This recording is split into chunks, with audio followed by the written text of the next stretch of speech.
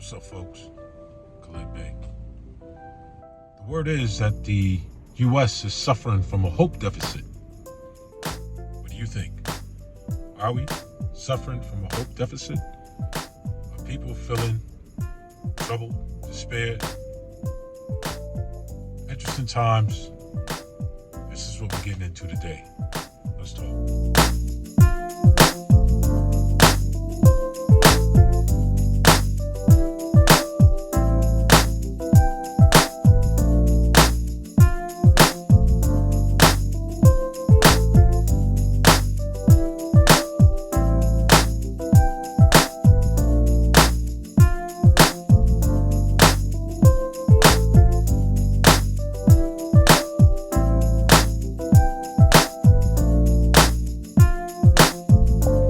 All right, welcome to Let's Talk. Khalid Bey. It's Rob Romeo.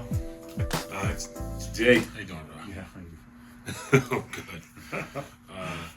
Last episode we had the sheriff on. Toby Shelley talked about the upcoming race and just the duties of the sheriff's department and the sheriff himself.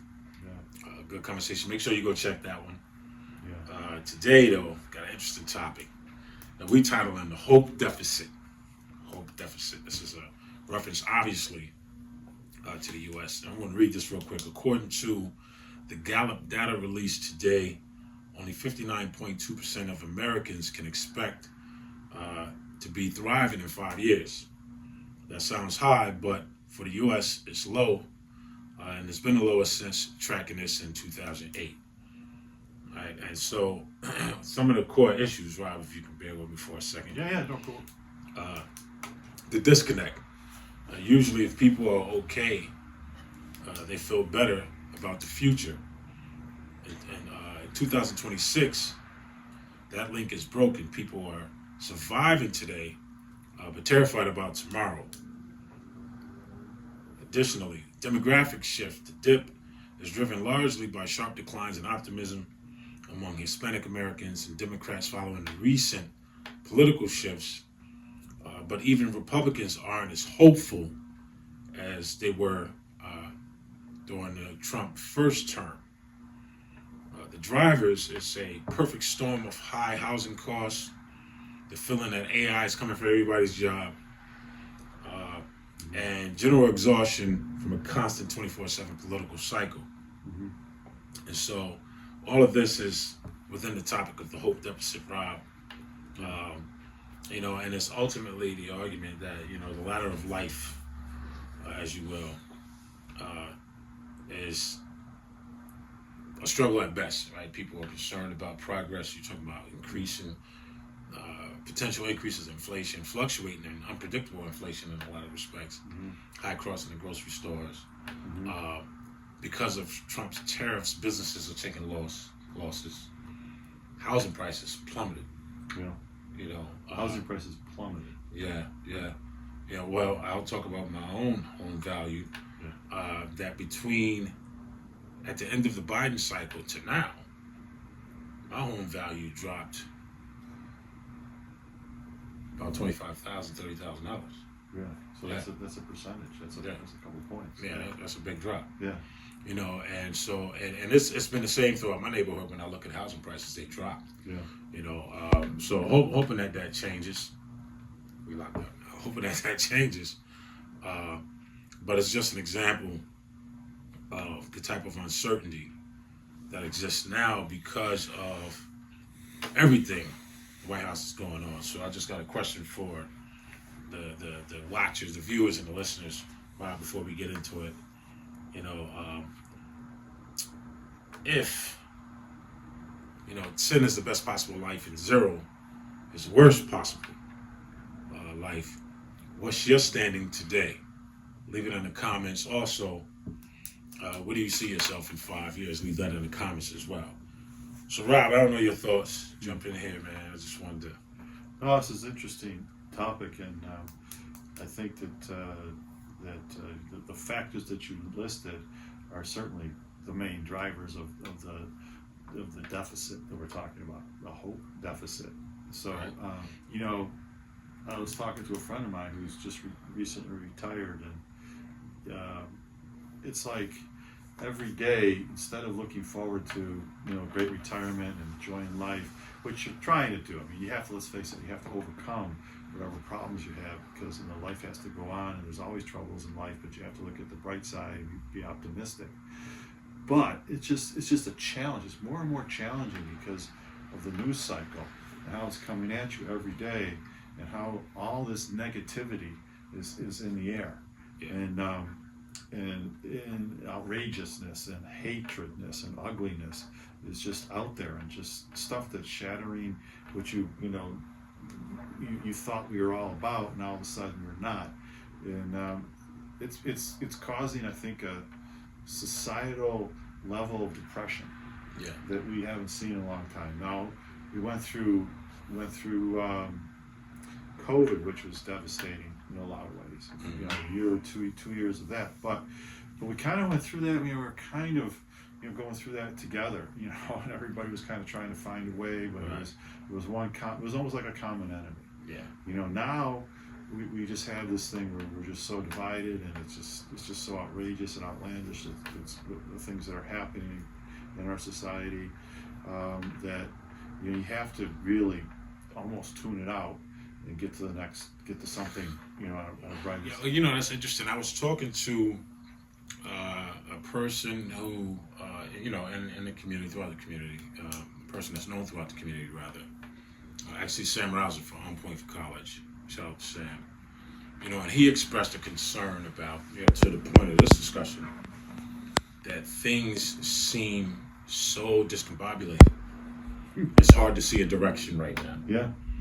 And there appears to be no plan. Yeah. Locally or otherwise, there appears to be no plan. Yeah. And so it's interesting to hear an agency had expressed that kind of concern. I second that concern when he stated as much. Yeah. That if there is a plan, nobody knows it right now. Maybe people are keeping the plan close to the vest. But the uncertainty is not just national, it's even down on the ground. People are trying to really find their way. Yeah. And I don't know, the people at the ground level, the citizens are the ones taking up the battle, which is always the case. But there has been no recognizable leadership on the subject matter, certainly locally, to kind of galvanize people and to provide, some kind of inspiration. There's a lot going on every day, and I think that there's glimmers of hope, and there's really inspiring activities if you look at it that way. But it comes with a cost. That's right. I mean, let's just take Minneapolis for example. How inspiring is it to see people exercising their constitutional rights and standing up for others and protesting and taking time off from work and other activities to do what they're doing, because it's so important to them, because they're besieged, and what a cost they have to pay, but how inspiring at the same time that should be for others, and it really signifies a hopefulness. And I think the hopefulness is what we got to latch on to. Yeah. That things have gone so far so badly in the last year that I think there's maybe we're starting to turn it around, and get back to where we all know we should be, as a country. And then, but all that, like you said, it's very important you mentioned it. That all filters down to the local level. So these people in Minneapolis are doing this, but what are we doing not in Minneapolis? Right. Well, there's chances that something could come up, but you're inspired now to act. You're inspired by them to do something in your own community.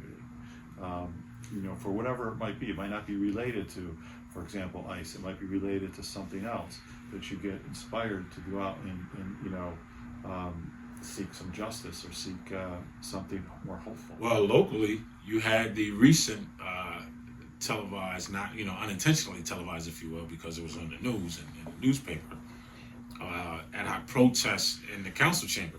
Yeah. There were a couple people, who were, making their voices heard. Probably not the best approach. It's good to get the attention, but at some point you got to kind of dialogue with the council if you want them to talk back to you. That's just my suggestion. Mm-hmm. And they were ultimately removed by SPD because the yelling never settled down into a dialogue. right?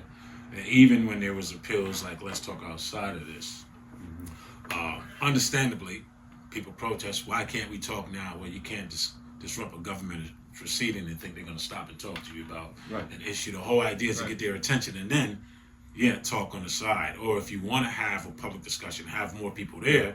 Yeah. But it's actually an exchange dialogue. But in a council chamber where there are proceedings that they have to follow by law, by the way, it wasn't necessarily wrong for escorting you out. I'm just throwing that out there.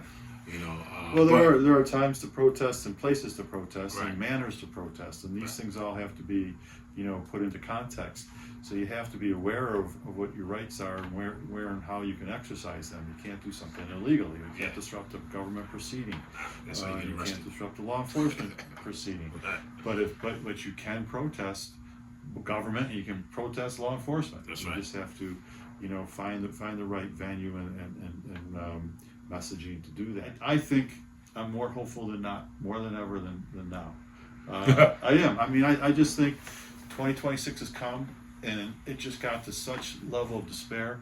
I was physically and mentally and emotionally upset when I saw what happened in Minneapolis. Yeah. All right, Rob. So we're here with different clothes because we had to continue on the second day. It was no big deal. We did a break. I missed your shirt from yesterday. You were wearing a shirt with a logo from a guy that's local. He's doing some good work, huh? Yeah. Mastermind. I had on a Mastermind polo shirt yesterday. Yeah. Shout out to Mel. He owns Mastermind and Destiny Mall. Destiny Mall. I've been there for a while. I like that Mastermind. We gotta get some swag. You know what I'm saying? Yeah. He got some stuff in there. So that's good stuff. Make sure you go check him out, Mel and Mall. I'm sure plenty of people are familiar with him. Good. Guys will hustle. You do good business, but. So on the subject of the hope deficit, Rob, just to continue on, one of the things I wanted to mention was in reference to just the mindset of people now. You got, when you talk to young people, this idea of doing better than their parents did is non-existent. Yeah. And right now you got a lot of young people who are just trying to maintain what they have. Yeah. When you come into you're adolescent, then you go through your college years, or if you don't go to college, you're in that age group. A lot of these people now have been through, at that time, they went through it at the time of COVID. So there's a lot of anxiety that comes with just going through COVID. But those years can be very anxious for people anyway, especially young males. Because you see that your parent is like a provider or whatever, and you have this feeling that you have to find a way to make this kind of money, and then you look out there and say, how am I going to do it? How is that going to work? And the job market, it's difficult time, and so I think that the answer comes into, you have to have some optimism and some direction that your happiness and your success comes from within first, and that's for sure. And finding ways to find happiness in the small things in life first, and not get beyond that until then things will start to come your way. Well, that leads directly to the next idea. Is it possible for young people to be optimistic in a world of $3,000 rents and AI coworkers? It's possible. The answer is yes. The question, the before you get to that, is it easy? No. It's not easy. We recognize the challenge. It's a challenge for people these days, and young people in particular these days, to have that kind of success early on. Or to see that the success is possible, but it is possible, and you'll get there. It may take different paths and different time frames. Yeah, the environment has to fit it too, and I'll certainly mention that in a later part of our discussion here. But I wanted to kind of jump into the main cause of a lot of the concern. We laughed about it yesterday, how much of our hope, and by our I mean the American people, how much of our hope, or is too much of our hope, depending on the White House? Yeah, that's Yeah, we were talking about this. Especially this White House. Yes, this White House. Well, no, the White House in general. We were talking about that, and as we were saying, the White House, the presidency, has always been an office of inspiration to the country. Right. Or at least it should be. That's the way. If you look at from the very beginning, George Washington. If it wasn't for him and his persona and the way he dealt with power and leadership, that really put us on the right path. A guy like George Washington, and there are many famous and tremendous presidents since then, and that kind of comes up in our culture. You learn these things in school, right from grade school right on up. You should anyway. I think we need to get back to learning some more of it. I think civics has definitely lacked in the last 10, 20 years, and we have to get back to that. But here we are today with this guy in the White House, and how we got there is another topic, but he's there.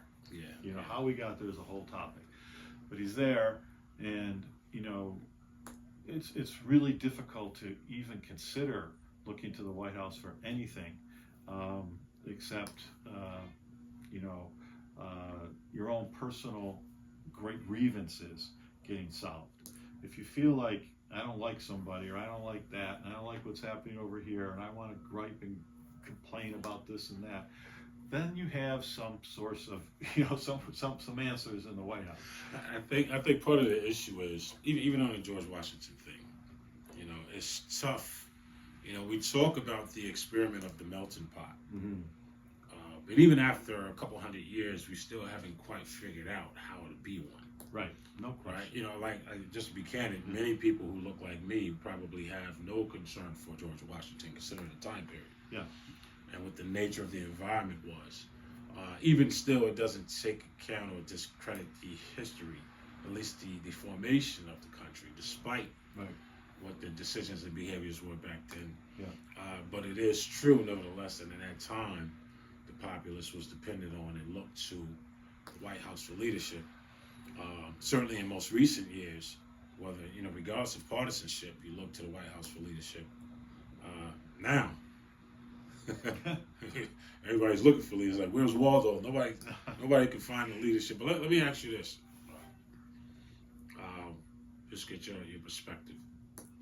Is it healthy that so much of our personal happiness, and that's the question, is dependent on the news? Yeah, I think that's the answer. That's easy. It's no. It's not healthy. And that's what I was saying just a little minute ago, is that we have to look for things within our own experiences, our own realm of control, that we can look to find the happiness and create the happiness and create good things and optimistic things in our lives.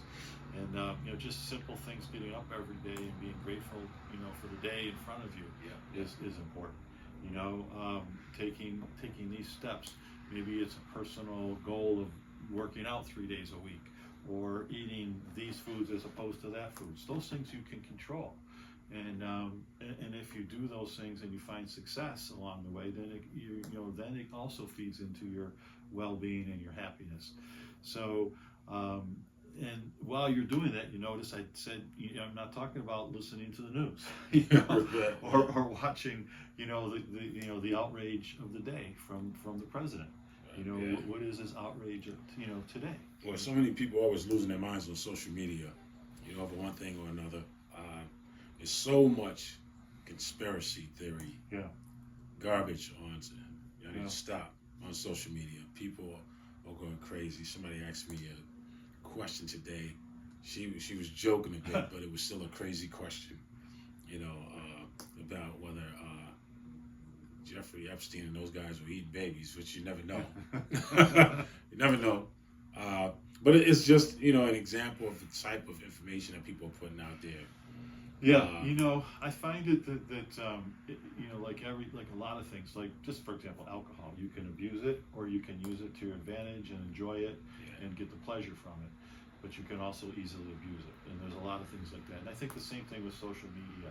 I think that for me, somewhat social media, let's say this for example, it can be cathartic. I mean, you have these thoughts pent up. You're watching the news. We're not just going to ignore it, even though we say to, And it's a way to express yourself and to get these thoughts out there. Maybe when you think about it and it comes out and you actually type it in, or you actually say the words, maybe you think differently about it, or maybe it makes you think a little deeper about things. So it can be cathartic in a way. Some people have good things to say. Most of them are nuts. One of the things on the subject of, you referenced earlier, your overall theme, today, even when we started yesterday, was just optimism.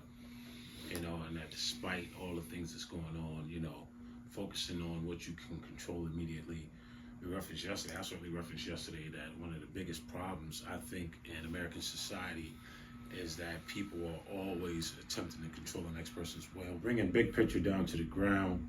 When I think about, going back to the statement about $3,000 rents, and the environment having a lot to do with it, certainly on the part of municipalities to consider, you look at the Rust Belt, consider their median income and their per capita income rate, which is arguably low, and doesn't support an environment where rents, are sky high. It doesn't mean you want to reduce the ability of property owners to do business and gain profit, but there has to be somewhere in there some balance. I'm not talking low, we're talking affordable, which is the difference between low income and affordable. But government has to meet those people somewhere to give them a real opportunity. And this is an age-old. This has been going on for many years. Carville and Clinton said it's the economy, stupid, and that's what you run on. It's affordability, stupid, and it's the same thing, just a different word. It's when they talk about the economy, we're just talking about affordability, and that we've just honed it into a more sensible, common sense term. The economy is like a big, umbrella kind of thing, and it kind of loses its meaning when it gets down to the kitchen table. But affordability doesn't. Affordability is with you right there. We're talking the same thing, and you play into this idea of $3,000 rents, and where do I go from here? So that's where I think that this country is so rich and powerful and strong and good, and we have to look at a way the government needs to find ways to meet that moment. So meet that gap in the $3,000 rent and the affordability of the average person. Right. And you don't want to say like you made an excellent point.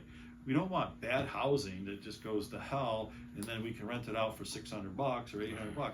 These $3,000 homes or rents, if you will, are nice. They should be nice. Yeah. I mean, so the quality, the quality of the product is should be at that level. Right. So how do we get the person into that quality?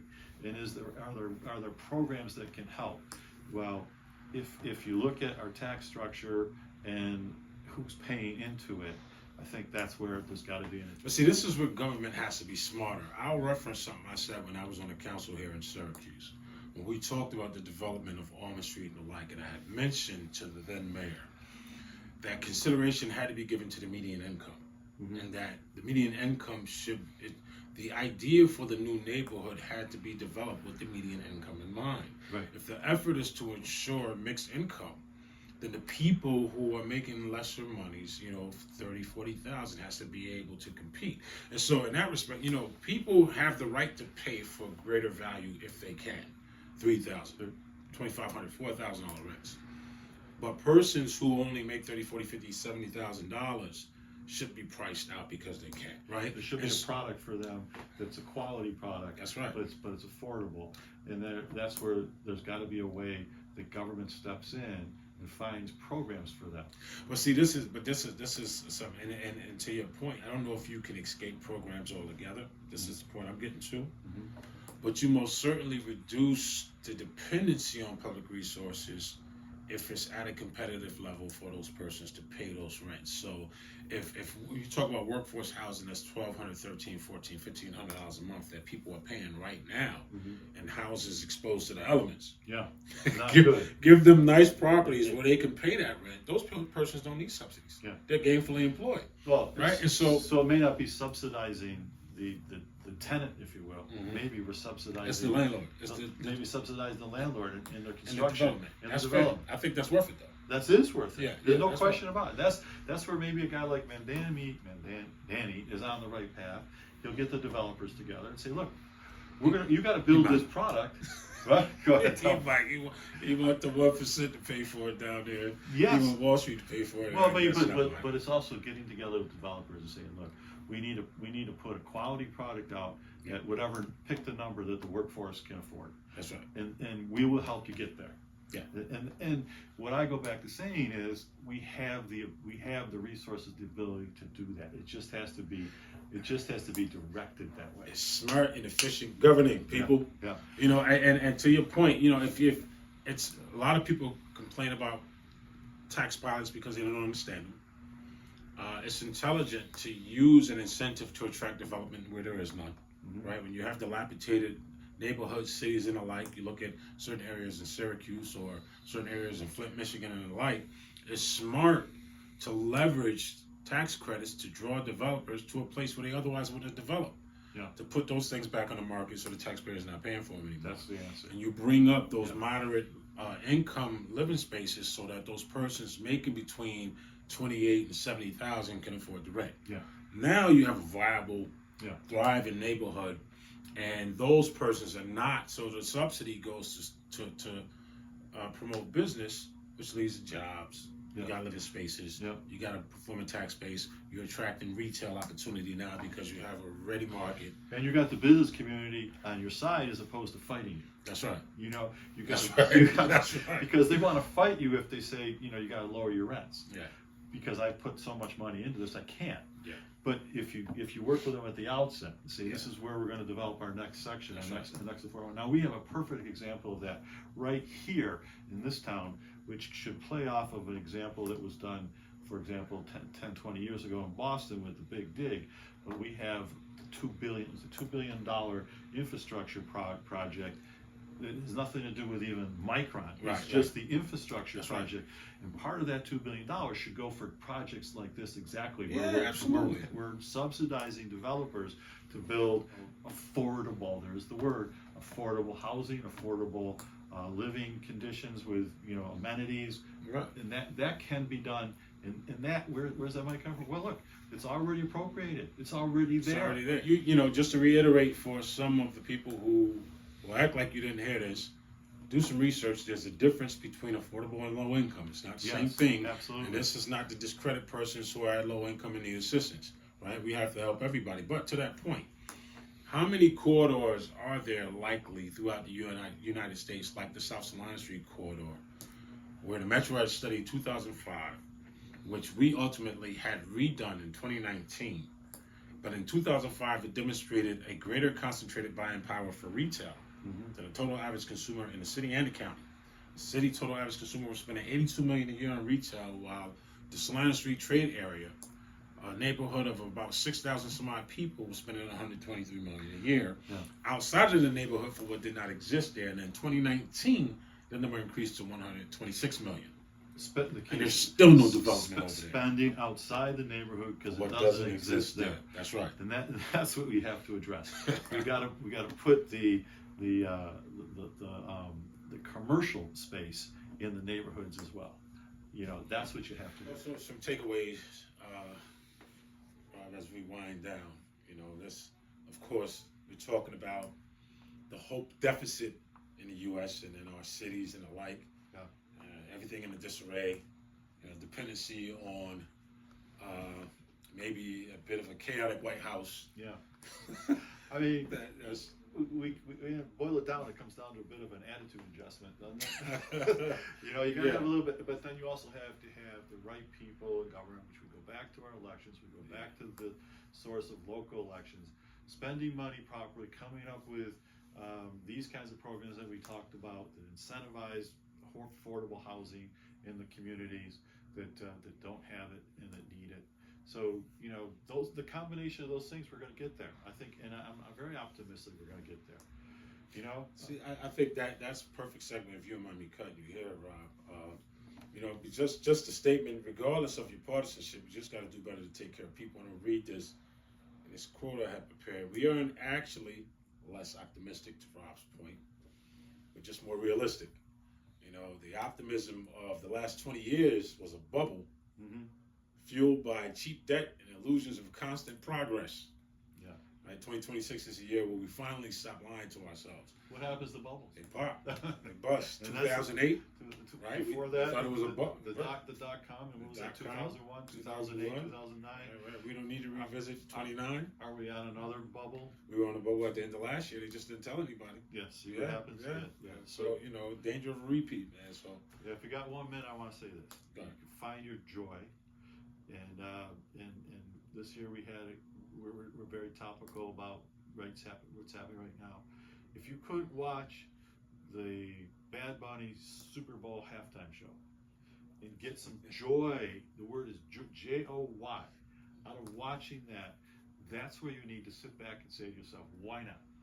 Why not? that is a fact. Because I'm going to say what everybody else has said, just with a slight difference. I didn't understand a thing he said, No, but I didn't need to. No. The performance, the dancing, the culture, Yeah. the messaging. I mean, if you're a student, if you really Come want on. to get into it, there are people that have explained this, each in every detail of what those scenes represented in the Puerto Rican culture and how that relates to the Americas, as they say, and how that relates to, you know, optimism for the future, and, you know, just bringing in Lady Gaga, bringing in Ricky Martin, bringing in the other superstars like that, and they were fantastic. I just thought it was awesome, and to give Puerto Rico a stage in their home for you many confused people who believe that Puerto Rico is not a part of the United States. There are confused people. Give them a stage in their home and let them do their thing. It didn't matter Let me give you that one. I didn't understand what Let he me was give you saying. one last thing. I too. still liked it. Blow their minds. Right. This was great for the NFL, and the NFL loved every bit of it. And how many Puerto Ricans and Latinos in general play in the NFL? Come on, man. The point is, how many Hispanic and worldwide fans of the NFL are there absolutely. beyond the Americans? Absolutely. And that's and they have money, don't they? And this is the thing. This is an example of spreading the wealth that doesn't require you to dig in your pocket. Yeah. Right? Spread the joy, spread the peace, let people participate in the experience in the same way that the NFL has now spread to Germany and other countries, It's like, you know, around the world. Why not? Talk about soft power. The NFL is an expression of American, you know, an American culture, and the rest of the world looks up to it and respects it and loves it. Yeah. What's wrong with that? Yeah. Okay, I'm good with it. Yeah. Find your beauty and grace. You had it right there that weekend. Okay. Glenn Bay. Rob Romeo. Catch you on the next one.